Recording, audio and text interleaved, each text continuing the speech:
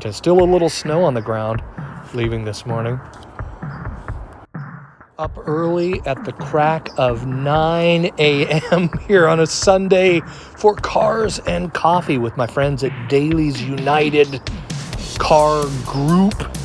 It was great to see a sunshiny day here in the Pacific Northwest. First one of the year. North I-5, Interstate 5. Smoky Point, some of my old stomping grounds. Hitting up the Jitter Espresso. That's where we're headed. Here's the part where I ask you to contribute to the channel, not financially, but by simply hitting the like button. It helps us out a ton for getting these videos seen and noticed. And subscribe if you're new. Why the heck not? Beautiful shot of the Cascade Mountain Range on a beautiful day coming up to the airport here. Just spectacular views. The clouds are gone for a change.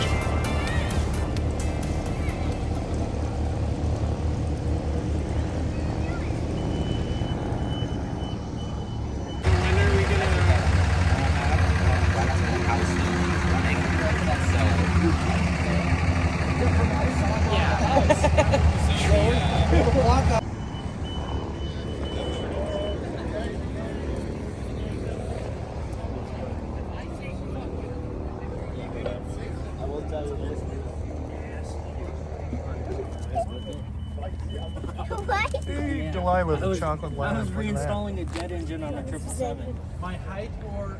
Delilah!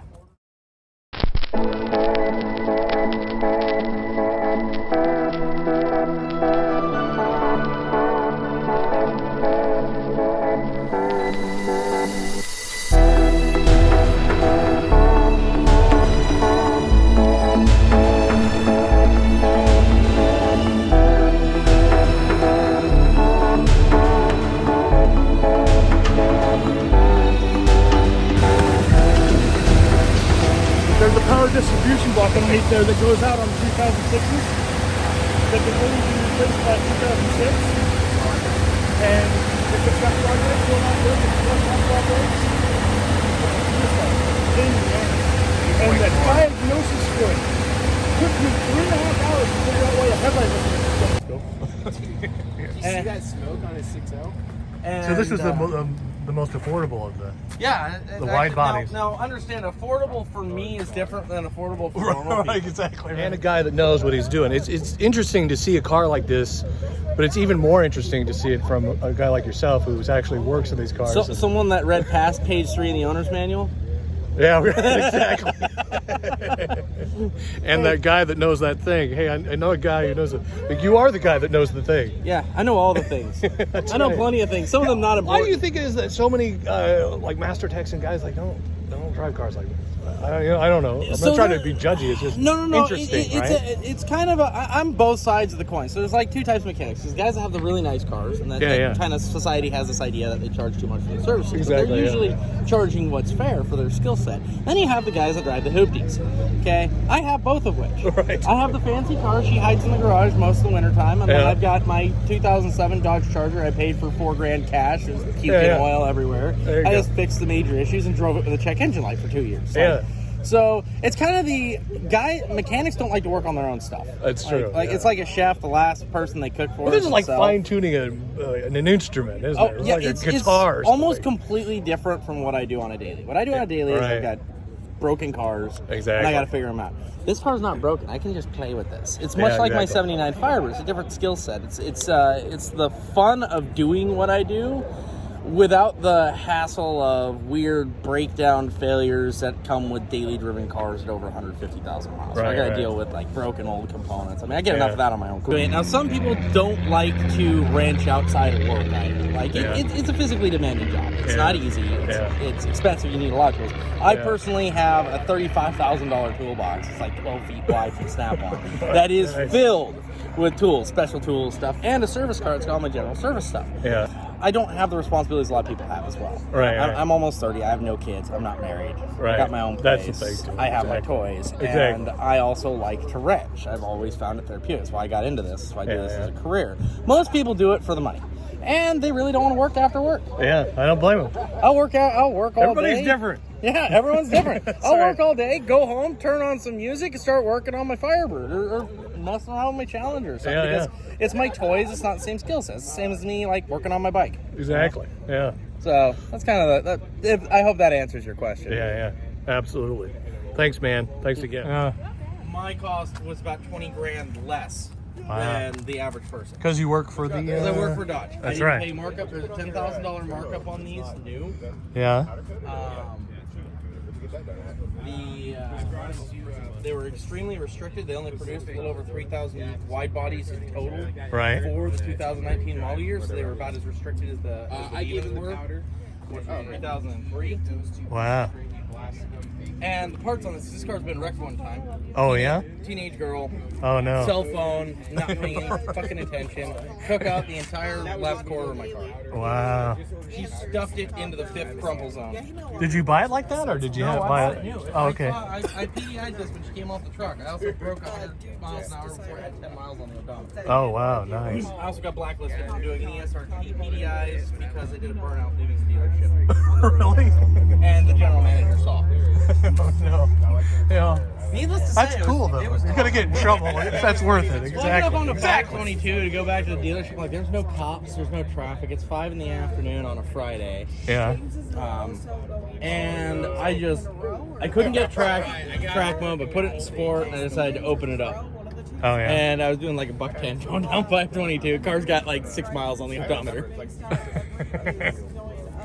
Nice. The thing was, like, this car had so many particular instructions. I didn't want anyone driving it. I didn't want anyone touching it. I wouldn't accept delivery if the vehicle had over 10 miles on the odometer when it showed up. Like, I was that picky because I wanted a brand new car with just the factory operated miles on it. Yeah. I wanted to PDI it from day one and have hands on from day one. And that's Nice. car.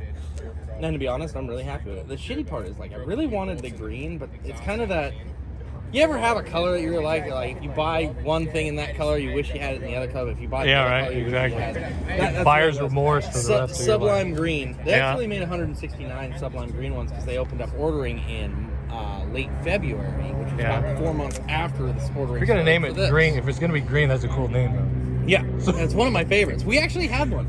Oh, yeah? We ended up selling it because there was so few and far between. The guy that bought it was in Florida. The car got shipped from Washington to Florida. So it was the only one on the market. In fact, fun fact, 2018, the wide bodies were all factory order off. Cars. Very few were allocated dealerships of stock, and from what I found when I was down in class talking to a representative, because they were so restrictive on these, those were canceled orders that already had assigned VIN numbers. They just allocated them to high volume dealerships for those cars. Right. Wow. Because the car was already built, it just wasn't a buyer anymore, so they reprinted the Maroni and shipped them out.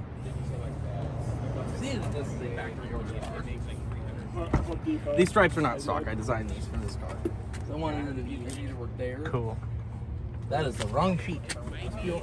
There it is. I have the original window sticker. Oh, nice. Oh, cool. And you can see it's got my name right there. Right on. I mean, you can see it was a 48,255. I did not even pay that much. Wow. So these had $10,000 markup. Then they had, on top of that markup, 4-speed. 6-speed. 6-speed. Oh, 6-speed wow. manual Nice. Barton short throw shifter in it. Don't put 4 speeds in these anymore. Nope. 2 overdrives. Nice. I keep her clean. This is one of my babies. So. Start it up, man. Oh hell yeah! I gotta hear it. Gotta hear the noise. Mine sounds better.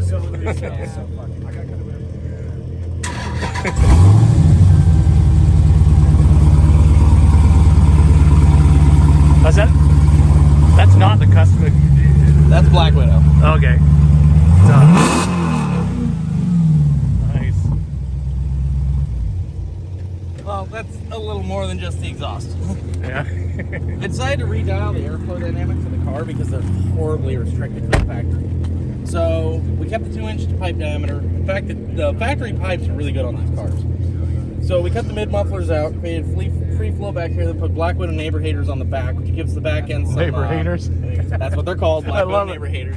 I love it. And that went ahead, changed the dynamics, gave me an expansion chamber at the back, killed the resonance, so I'm not getting pipe restriction from pipe ring. Right. Put an aerated cold air intake on it, so allows it to breathe a little freer. And then I just put a BBK 90mm throttle body on it to kill the restriction of the intake manifold without sacrificing intake runner velocity. Cool.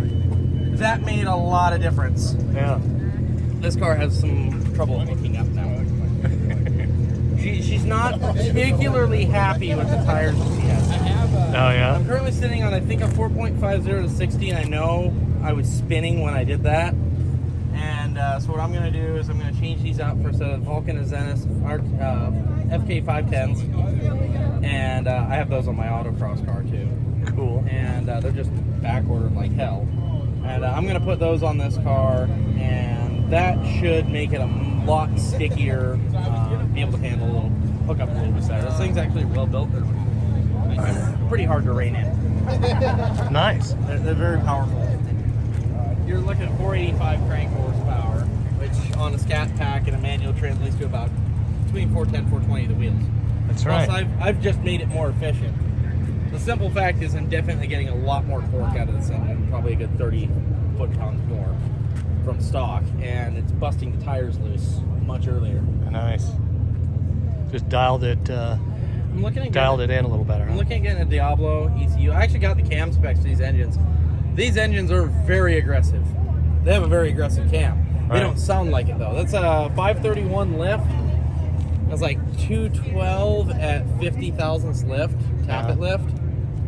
And you're a master tech yeah, at a Dodge. at a Dodge dealership. Yeah. So it's part of the story. yeah. They're a from what I found on this cam specs, they're a wide angle cam at a 121 degree lobe separation angle, which is really wide. Right. I mean, your typical push rod 90 degree V8's running a 109 to a 113 on the wide angle. So 121 is way out there. Right. And Nice. part of it is engine orientation because the lifters are practically flat across. I think they're a 170 degree plane. Uh-huh. But the other thing is to kill overlap and allow for the VVT to eliminate need for an EGR to keep cylinder temps cooler. So I'm like, why would I want to change that? I mean, all I'd be putting in is a 580 cam. I'm gaining an extra 50 thousandths lift at, or is that 50 hundred thousandths? 10 hundred thousandths. Okay, so it's 50 thousandths lift.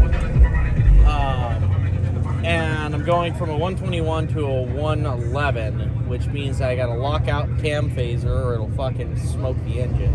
Yeah. What am I truly gaining other than a lot of valve overlap? Right. Like, I'd rather have a system that's more efficient. That's kind of why I think I am not seeing a lot of dyno numbers with these bigger cams in these cars. Yeah. Because they're probably not making much more power.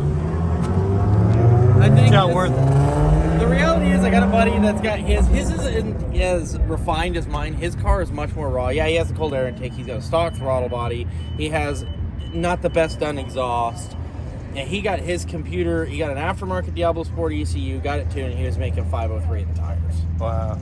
And I mean, mine is, I have 2 years of engineering schooling behind me, so I don't have to play with numbers. You didn't have to spend the extra cash. Yeah, and so I On made the it cams. more efficient, and it's definitely got a noticeable improvement, but I figure if I get a proper dyno tune on this car, this thing will haul ass. I'll probably put between 470 and 505 rear tires.